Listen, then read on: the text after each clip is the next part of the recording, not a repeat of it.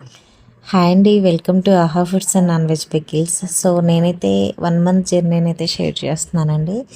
So నా 1 month జర్నీలో so April 25th start అయిందండి. ఈ మంత్ 25థ్‌కి 1 మంత్ అయితే కంప్లీట్ అయింది. సో నేనైతే 50+ ఆర్డర్స్ అయితే డెలివరీ ఇచ్చాను సక్సెస్ఫుల్గా. ప్రతి ఒక్కరి దగ్గర నుంచి రివ్యూస్ అయితే చాలా బాగా వచ్చాయండి. సో ఒక్కొక్క కస్టమర్కి టేస్ట్ నచ్చుతుంది, ఒక్కొక్కరికి నచ్చదు. అందరికీ నచ్చాలని లేదనమాట. సో నా పికిల్స్ అయితే స్వీట్స్ అందరికీ నచ్చాయండి. అదే నాకు షాక్ అండ్ వండర్గా అనిపిస్తుంది. సో ప్రతి ఒక్కరు రివ్యూస్ అయితే చాలా బాగా ఇచ్చారు. చాలా బాగున్నాయి మీ దగ్గర స్వీట్స్ కానీ రివ్యూస్ అని అన్నారు. సో నాకైతే చాలా హ్యాపీగా అనిపించింది. కస్టమర్ రివ్యూస్ని బట్టి నేను బిజినెస్ చేద్దాం నెక్స్ట్ అనేసి అనుకున్నాను. సో ఈ 1 మంత్లో నేను ఇచ్చిన 50 ఆర్డర్స్ ప్రతి ఒక్కరు చాలా హ్యాపీగా రిసీవ్ చేసుకున్నారండి. అందరూ మంచిగా రివ్యూస్ ఇచ్చారు. సో మీ బ్లెస్సింగ్స్ వల్ల నా బిజినెస్ ముందుకెళ్ళాలి అనేసి నేను అనుకుంటున్నాను. సో మీ సపోర్ట్ అయితే నాకు కావాలి అండి. సో ఆఫ్లైన్ నుంచి ఆర్డర్స్ మంచిగా వస్తున్నాయి, ఆన్లైన్లో కూడా గ్రోత్ ఉంది.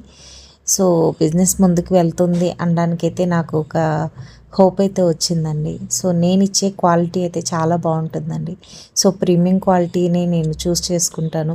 అలాగే ఆర్గానిక్ వేలో వెళ్తానండి. లేట్ అయినా పర్లేదు, కస్టమర్కి మంచిగా డెలివరీ ఇవ్వాలని నా మోటో.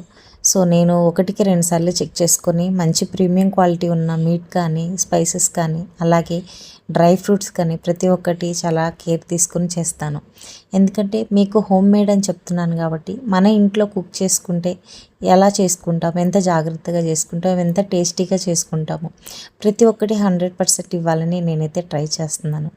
సో ఈ 50 ఆర్డర్స్లో నాకు అర్థమైంది ఏంటంటే ప్రతి ఒక్కరు ఇచ్చిన రివ్యూ ప్రకారం నేనైతే 90% రీచ్ అయ్యానని నేను అనుకుంటున్నాను.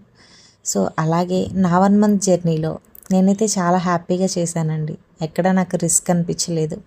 కస్టమర్ సాటిస్ఫై అవుతుంటే ప్రతి ఒక్కటి ఇంకొక ఐటెం ఇంట్రడ్యూస్ చేయాలి, ఇంకొక ఐటెం ఇంట్రడ్యూస్ చేయాలి అనేసి నాలో ఒక ఇంట్రెస్ట్ అయితే స్టార్ట్ అయింది. అలాగే నేను